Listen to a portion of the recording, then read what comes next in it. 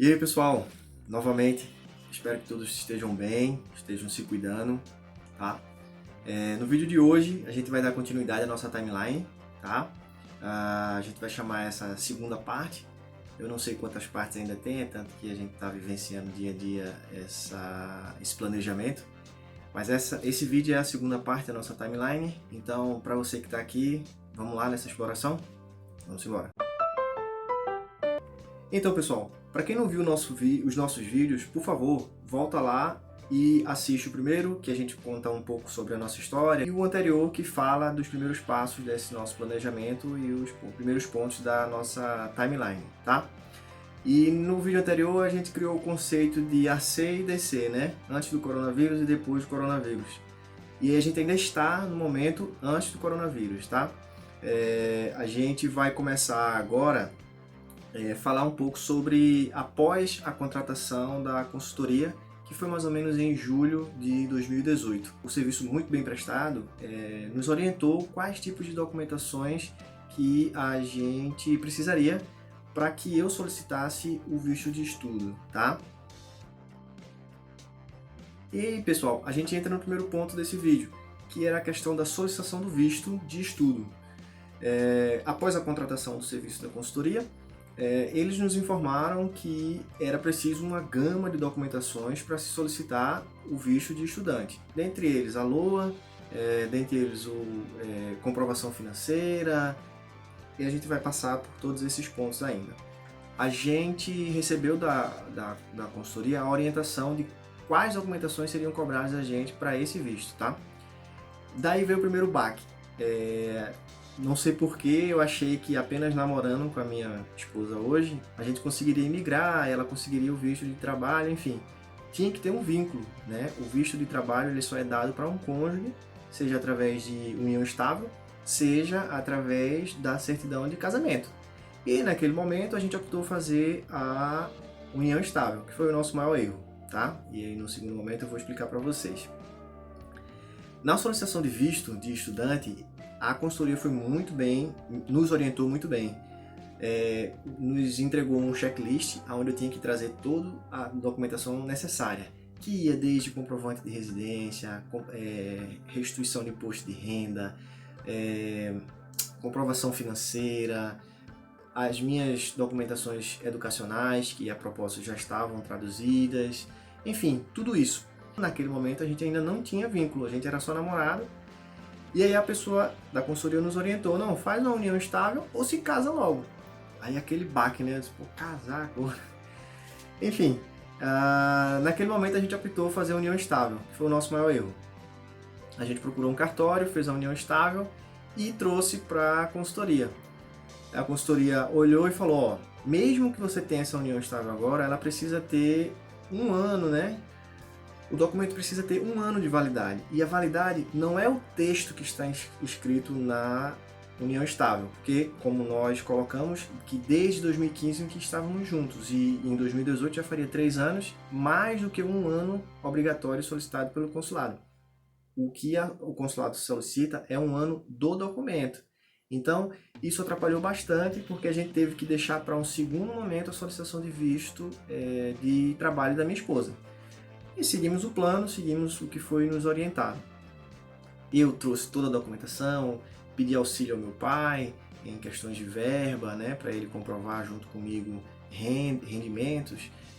Juntei toda a documentação, entreguei a consultoria e, como se rouba, o pessoal enviou a nossa solicitação para o consulado em São Paulo, no VAC, né? Pessoal, com 28 dias, o meu visto de estudante, ele saiu.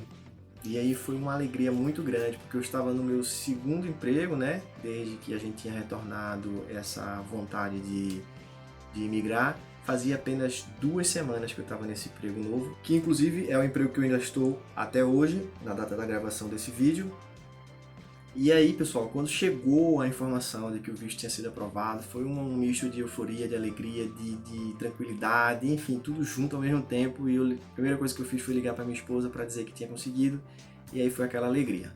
Só que aquilo ali era só o primeiro passo, né? Eu tinha conseguido o visto de estudante.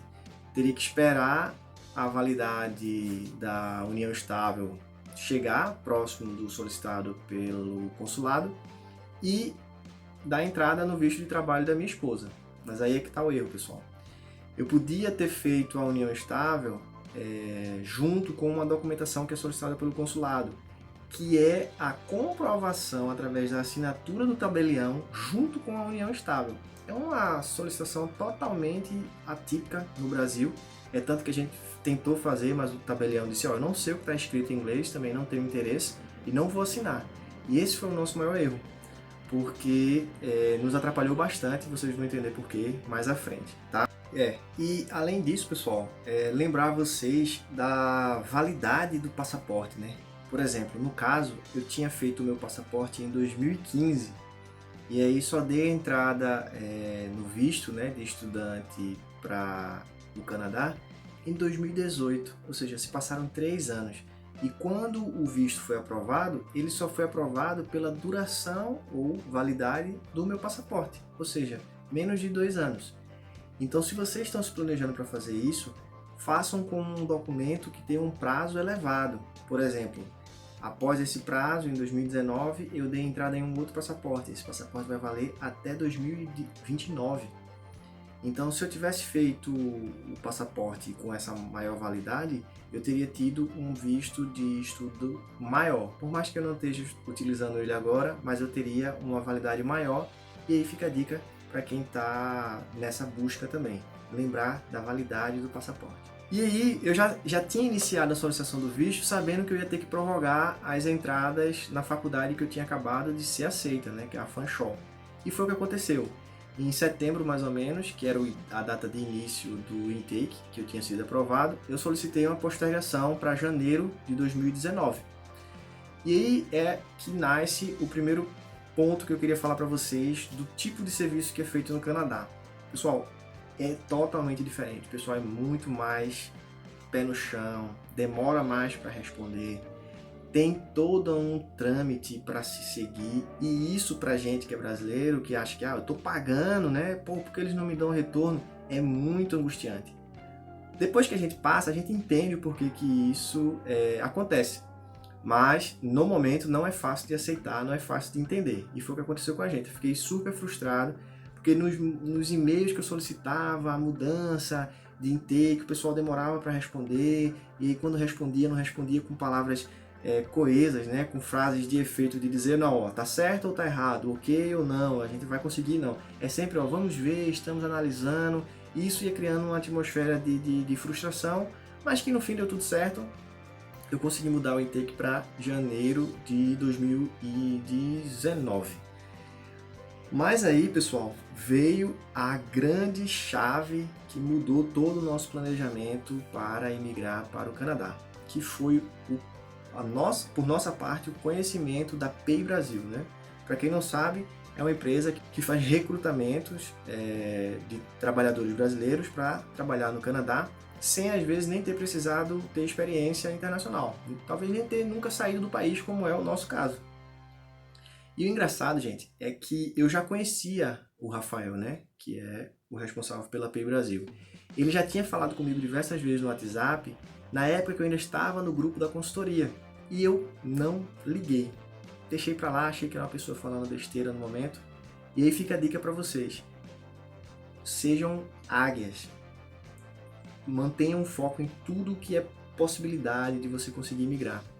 Porque é nessas pequenas coisas que talvez passe a chance mais fácil de você conseguir e você perdeu. Que foi o nosso caso. Passei um ano perdido. Se eu tivesse respondido aos chamados de Rafael naquela época, em 2017, 2018, eu teria tido a oportunidade muito mais rápida de estar no Canadá. Beleza? Essa é uma dica.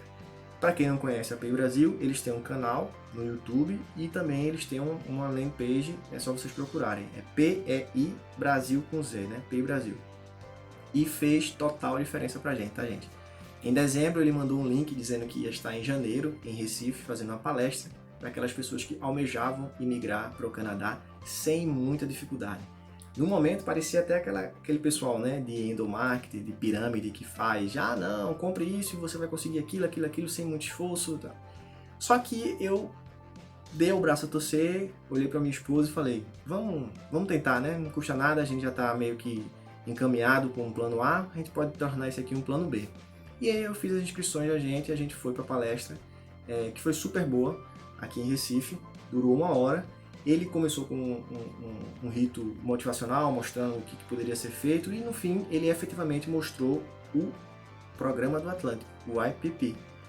E aquilo, naquele momento, pra gente fez tanto sentido, pela dificuldade que a gente estava tendo, pelos momentos que a gente estava vivendo, tudo aquilo se aplicaria para nossa vontade de migrar, porque tinha um custo baixo, as oportunidades eram grandes e tinha uma pessoa que ia nos auxiliar, que naquele momento ele estava prestando o serviço de Headhunter. E a gente foi e efetivou a contratação do serviço. Tá? A gente participou em janeiro e em janeiro mesmo eu já disse, eu quero sair de lá com gás, com vontade, e foi isso que transformou a nossa vida. Naquele momento eu conheci o Rafael, se um dia ele estiver assistindo, agradecer imensamente por toda essa oportunidade. E aí de lá a gente já saiu com um plano B que futuramente iria virar o plano A. Então pessoal, por hoje é só, a gente passou por esses 5 pontos. E eu queria pedir a vocês, já que vocês estão aqui até o fim, por favor, se você gostou do conteúdo, deixa o like, comenta, mostra que tem engajamento esse vídeo e passa para quem você acha que está precisando de uma informação, de um conteúdo a mais para conseguir migrar para o Canadá, beleza? Não percam o quadro Histórias do Canadá, né, que vai sair, já saiu um vídeo e essa semana vai sair outro. Comenta lá e diz o que você está achando, beleza? Conto com a ajuda de vocês. Até a próxima.